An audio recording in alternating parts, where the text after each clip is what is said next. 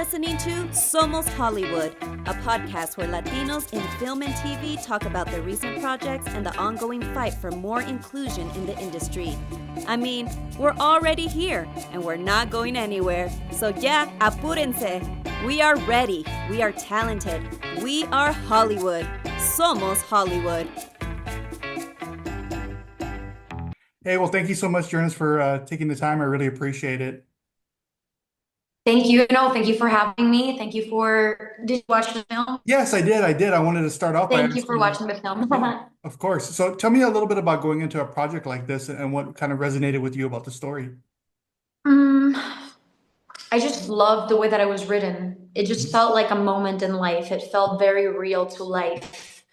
I've always resonated with stories that felt very real, very raw, very dramatic. I've always been very dramatic ever since I was a little girl. And I don't know, as an actor, you always want challenges. You always want things that challenge you. And I felt like this film was exactly that. Mm-hmm. Now you got to give me a little bit of an example of how you're a dramatic little girl. What would you do? Well, for instance, when my mom was pregnant with my youngest brother, Mm-hmm. oh my God, I was sad because I wanted to be like it was gonna change our lives. Like, oh my God, I'm not like, what if it's a girl? Like, I'm supposed to be the only girl here. Like, Right. I'm such a daddy's little girl. So for Right. me, like, I felt threatened that maybe there was gonna be a baby girl in the family. I see. So you, Now I'm obsessed with my little brother. He's basically my son. So yeah, but had to be a dramatic in that moment. makes sense. It was all about me. Yeah. As an actress in her 20s, what are the pros and cons of being able to still portray somebody so young, like a teenager? Well, sometimes it just feels like I'm very disconnected from that, especially now. I feel like it's easier to do a teenager, I think, in the 90s Right. than it is in 2025. Okay. I feel like teenagers nowadays, I don't really understand them. Although I do have one, like, well, my brother is sort of a teenager. I guess the whole bruh, the attitude of like, bro. Oh, yeah. So they have their own little slangs and like I think, but I would have to say it is that is like in a way I do feel very disconnected. I feel a little older, wiser. There's some you lose a little innocence along the way. Right. There's that innocence, but I think it depends on the story. It really just depends on the story and what we're talking about. I think with Raise Your Hand, she was already trying to be an adult. Right. She wanted to be older than her age. Mm-hmm. So that helped a little bit. I'm sure it helped a little bit, like you said, getting to put on the 90s clothes and the 90s hairstyle. That must have been pretty fun. Yes. It's so funny because we did this before Euphoria even came out. Okay. And I feel like I always think like my character reminds me a lot to Zendaya's character in Euphoria. It's very like that essence. And the whole aspect of like every person has a sad story to tell. Speaking of sad stories, I don't know, did you ever keep a journal growing up like Gia does? And if so, what did you write in it? Yes.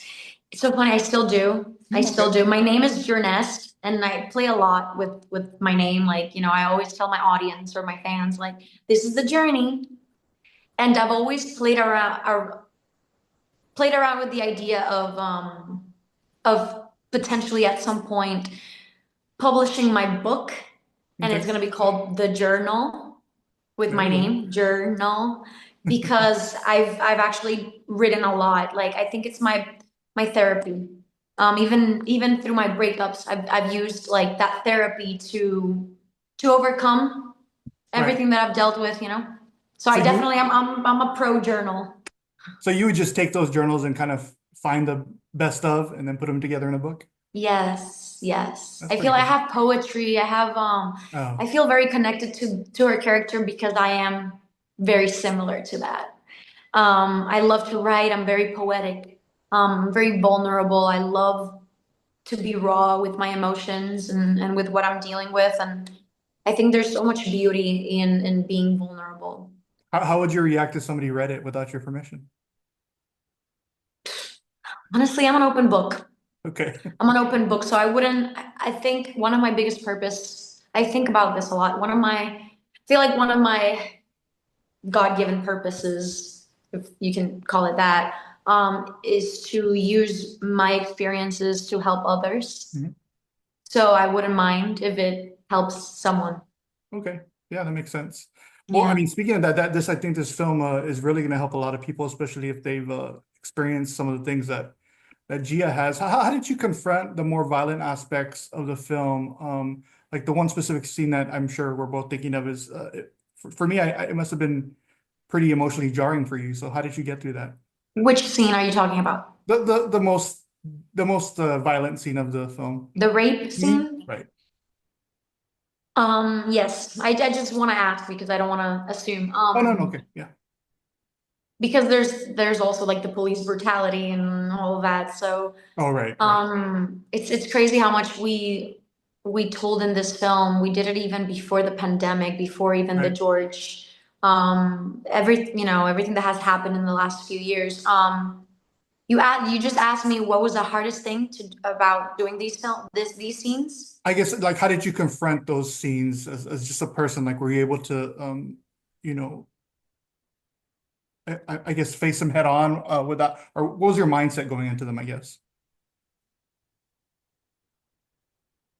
I don't want to say I was excited. There's definitely this aspect, I think, as an actor that you want to be challenged, Hmm. that you want to see where you can go. And I don't like to plan anything. So with these scenes, I was just almost interested to see where it could go. Hmm. So I always come prepared, like just prepared for it to take me wherever it needs to. It was my first rape scene, but I just did another one in Can You Feel the Beat, the Lisa story, Hmm. and something that I realized about myself as an actor, which this is very personal, but I like to tell my other actor, please feel free to do as you want. Please feel as open. I'm allowing you to feel open for us to get where we need to get. Hmm. So there's a lot of trust involved. You really Right. got to trust your other actor. I think it was harder for my co-star, to be honest with you, to Mm. have to do that to me. It Right. was honestly an emotional process, and I had never experienced that, to see another person, another actor process that. Mm. Like that was really impressive for me, and kind of like it just told me a lot. Like acting is such a human experience as it is. Like it's such a we do something that is very rare, to be actors, to showcase what it is to be human. Right. But I think for me it was just trusting my director, trusting my castmates in every scene, and in any difficulty that I went through. Mm. One of the most powerful scenes I thought was where your character refuses to be called a victim. She kind of snaps back at, I think it was the friend, right, that calls her that. So how do you balance portraying somebody that's considered a victim or somebody that's experienced trauma? How do you experience that trauma honestly while making sure that it doesn't define the entirety of a character's like identity, do you think? Can you repeat that? That was a great question, but what can you, Yeah, because just that took me to another place, and I'll explain you what I no, no, was no. I was thinking just wondering, about. yeah, just how do you balance portraying trauma without having it define the character completely? Yeah. It's funny because that question felt also personal, because I feel like that's exactly what I've been doing in my own life. Mm. Even you telling me that, it was something that I had forgotten about the film, but even in my real life, when difficult things happen to me, I don't like to be seen as a victim Right. either. I think it was something that we talked about a lot. The director and I was about, there's a lot of gray areas Right. humans. We are very complex, and I think it was really important to showcase Gia as a human in all her layers. Mm-hmm. And I think we did a really good job at that, at like at finding her strengths, and showcasing everything. Like, yes, she dealt with this, but that's not, as you said, that's not going to define her. Right. We're still going to showcase everything else and how she uses what happened to her to help other people. Mm. So it's interesting because that's exactly what I've been doing in my real life, and that was something that I had forgotten about the film. Wow.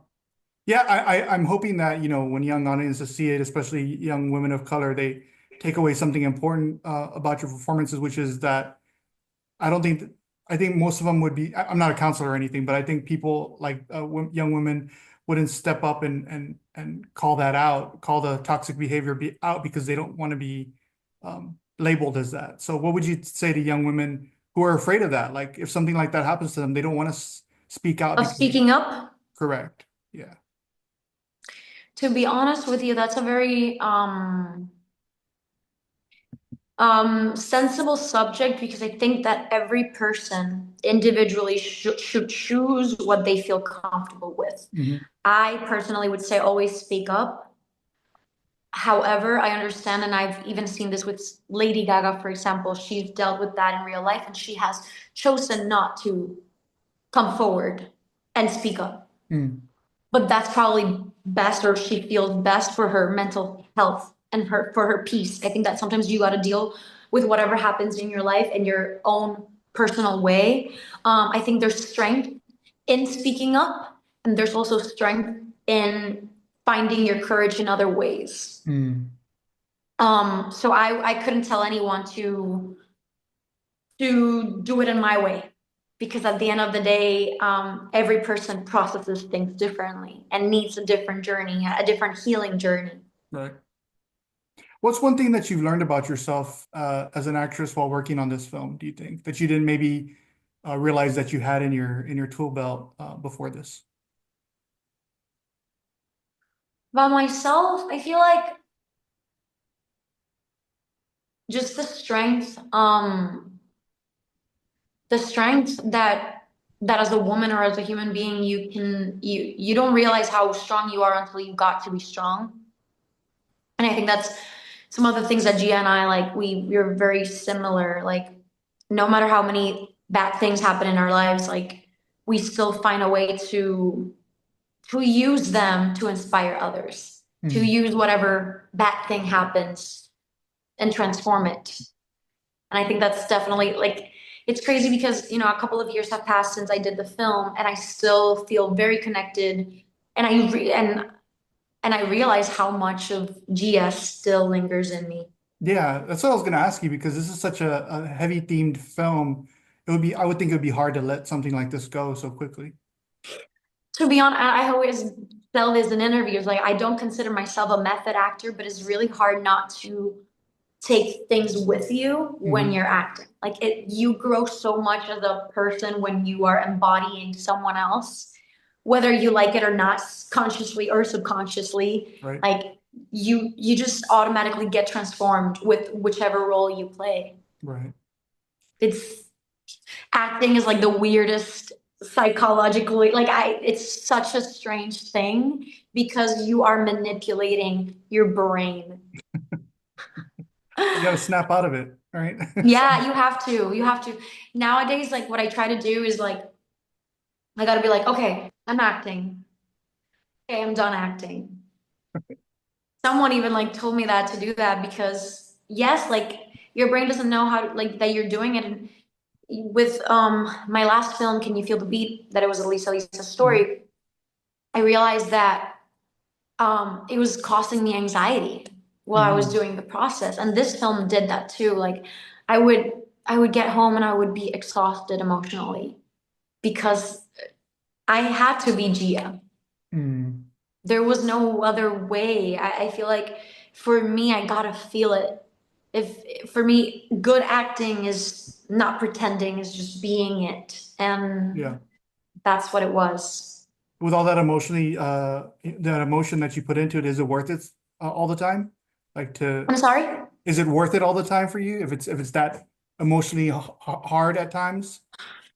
To be honest with you, that's a great question. And I would have said yes, it's worth it 100%. But I remember one moment in my life where I wasn't like in my personal life, I wasn't really I wasn't doing well. I was going through a really, I think it was like after the pandemic. Hmm. I was a little low, I was a little depressed, and I had two films, two offers. One was a very dramatic film, extremely dramatic. I had to have another rape scene. It was just very like draining. And I had a Christmas movie. And I picked the Christmas movie Okay. because I just wanted something that gave me happiness at the time. Yeah. So I guess that will answer your question. Like sometimes you, like for me, like I'll choose whatever I really feel like doing and feeling and connecting. And sometimes I just want to do like happy things. Yeah. Well, I'll make this my last question, and it kind of relates to what you just talked about. But as a Latina in this business for quite a long time, and you've been acting since you were a little girl, right? So, Yeah. as you've gone through this journey yourself, are there any roles that you've turned down because they didn't sort of align with the kinds of stories you wanted to tell, either as an actress or as a Latina actress? Well, as of yes, I've turned down I'm not gonna say the name, but I was about to. A show that I had to do nudity. At the time I Mhm. didn't feel like that aligned with me. Maybe with time I might be more comfortable with that, but I've definitely questioned. I've definitely questioned even directors. Like it's so funny because I was very much like Gia, in the sense of like I would question authority, and Mm, even directors. When I was younger, and you know, when you're a young actress, you could easily become a victim of crazy things in the industry mm, if you don't question it. And I remember being in a chemistry read for a film that I had to do nudity for. And I read the script and it didn't feel, I was like, why is the only, it was like a film with a bunch of like four actresses, and one of them, my character was the Latina girl, and she was the only one of the film that had to do nudity, and mm. for no reason really. Yeah, And so I remember questioning it, like, why do you need nudity in this scene? Like, do you really need it to tell the story? right. And so I've questioned things, and I've definitely turned down things when I'm like, no, sorry, thank you, Did they have a good answer for that? no, Okay. And that's when you no, turn around and you're like, yeah. yeah, no, thank you. I'll see you on the next one.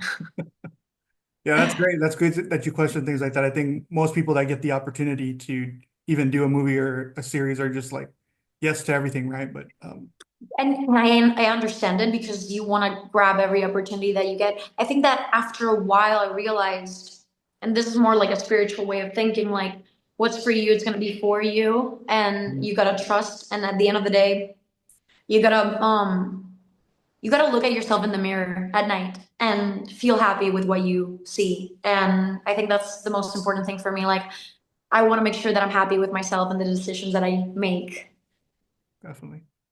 Hey, Jearnest, well, thank you so much for taking the time. I really appreciate it. And again, Thank you. congratulations on the film, and we'll talk soon, okay? Thank you so much, Kiko. Okay. Take care. Bye-bye. Bye.